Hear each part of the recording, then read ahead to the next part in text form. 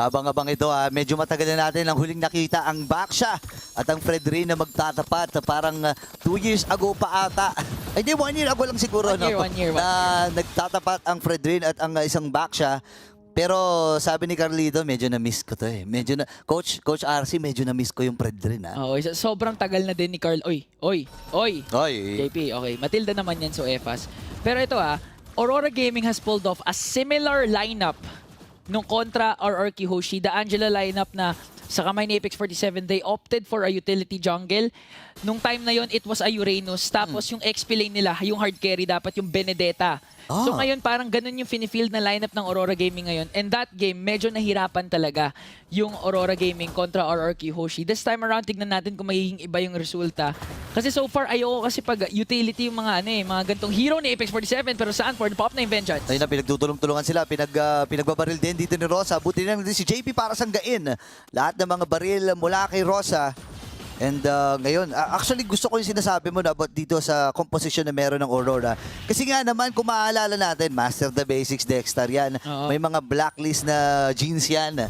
And pwede talaga nilang maipasa yan dito sa Aurora na ginagamit na nga nila ngayon. Kung maalala natin, di ba, yung blacklist noong time na yun, sila, si Edward, di ba, gumagamit siya ng Paquito or Benedetta, tapos nakatank din sila noon, tapos naka-utility si Momshu, di ba? So, parang ganito rin yung nagiging formula at pattern ng Aurora ngayon. Pero ang difference kasi si Apex 47, mas gusto niya kasi yung mga setter type eh. Tandaan mo, nag-Atlas nga yan this MSC at EWC 2025. But let's see kung ano mangyayari dahil sinusumula na ang Turtle. Okay, si Sanford buhay pa rin naman. At si Carlito ang nagtagumpay doon sa unang pagong nilaban.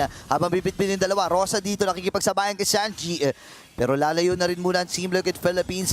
Nakuha nila yung pagong, nakuha nila ang kagustuhan nila at babalik mula sa kanya-kanyang rotasyon ng ating mga jungles. Later on, pag mas naging active na, JP, Circling Eagle gets na first blood drawn on to Rosa.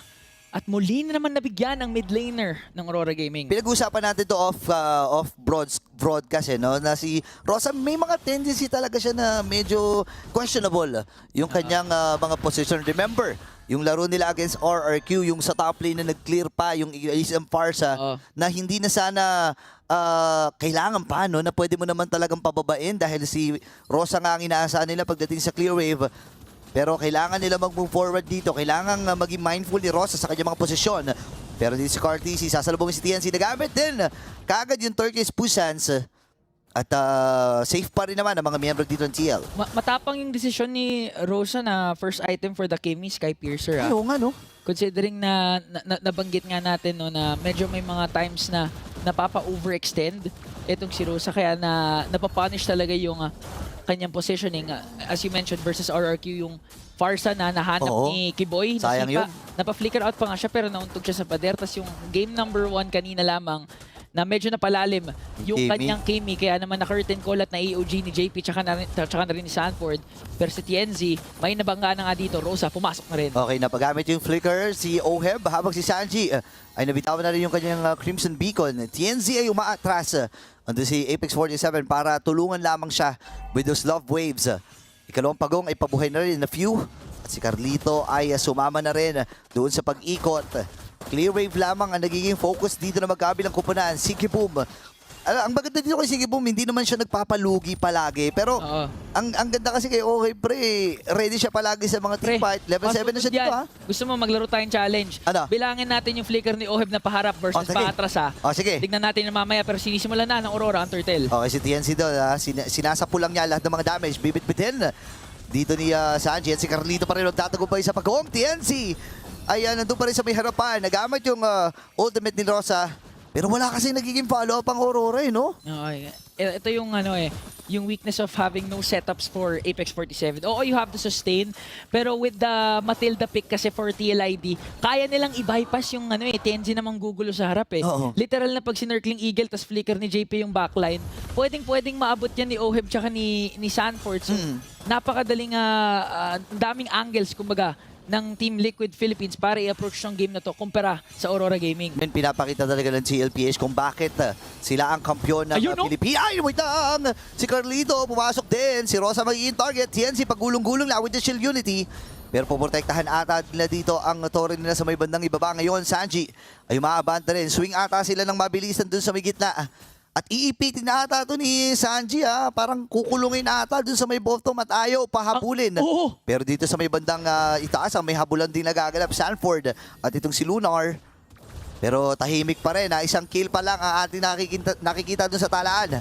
Oh, liligtas lang yan ni JP kapag medyo napalalim na si Sanji, pero ayaw tantanan nila Rosa dito. Circling Eagle na paggamit para maligtas dito si Sanji, pero makakatakas din naman si Oheb. Nandito na at mukhang tinatry pa rin nila habulin si JP, pero makakalaya din naman ang Team Liquid Philippines. Medyo nahihirapan si Sanford dito. Damage kasi.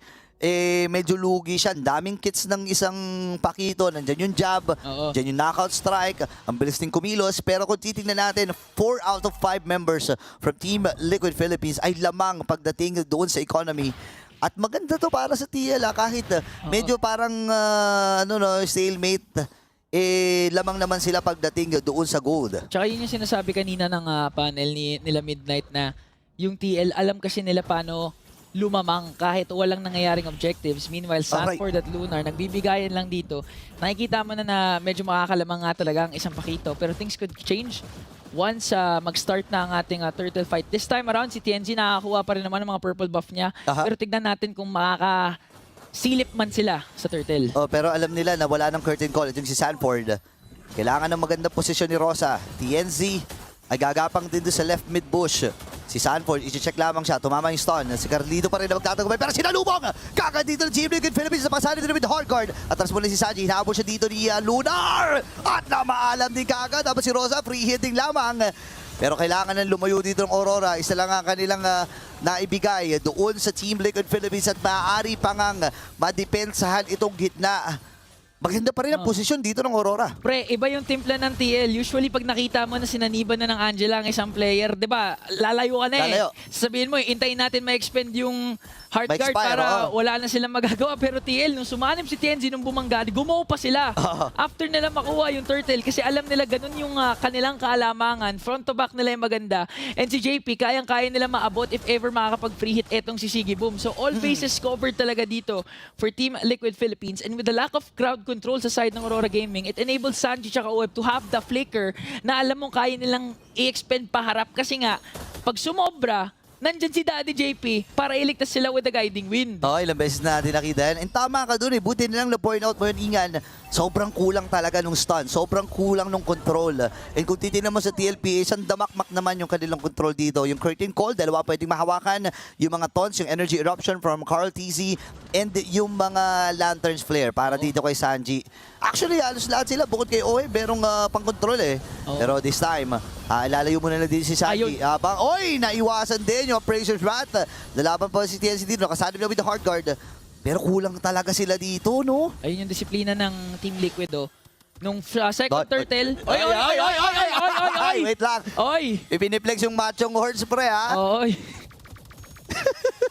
Pumiplex ng machong horse bull, May karapatan sila kasi karamihan sa TLPH ngayon nagjo-gym na. Nakikita mo pa yung mga story ni Sanford. Nako, fitness era na kasi. Araw-araw, pre, nagpo-pull-ups yun. Alam mo naman yan si Kuya Sanford, napakarami mga content din yan sa Toktik na nagpe-flex-flex yan no? Alam mo, nakaka-proud to sa mga players natin na gym era na talaga Hindi lang gaming ang kanilang pinangangalagaan, yung kanilang laruan, maski yung kanilang mga sarili din. Kasi sinasabi nga din talaga ng mga players tuwing tinatanong sila sa mga, alam mo, ambag na mga coaches sa kanila, parating pinapoint out na improvements in and out of the game. Ayun. Yun yung out of the game, yung gym.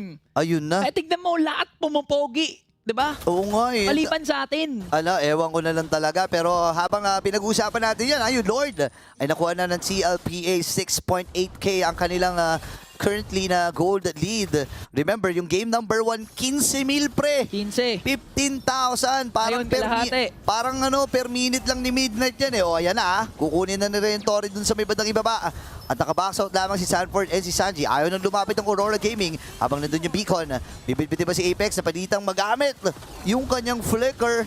Isipin mo yung may mga nag-spend na kagad na dito, na spells dito, isang sugod pa lang ng TL. Oo, kailangan kasi again, ayaw nila mabawasagan ng inhibitor turret. Ayaw nila mo pop yung energy shields nila. Pero all outer turrets ngayon Wow. ay nawala. This could be an endable angle. Pag na-pop na yung mga energy shields at umamba na yung Lord doon sa baba, isang magandang circling eagle sabay energy eruption ni Carl TZ could do the job. Napakalaki ng kalamangan. Pumasok na si Carl! Ay, sinasabi mo, flicker din from Samji. Sino kanyang bibitbin si Apex 47 at namatay na kagad sa kamay ni OM. Ngayon nandun yung kay Princess Spot. OM with the double. At tarasan mo ng mga member ni Aurora Gaming. Ngayon, meron pa silang next wave. Triple kill na para kay OM.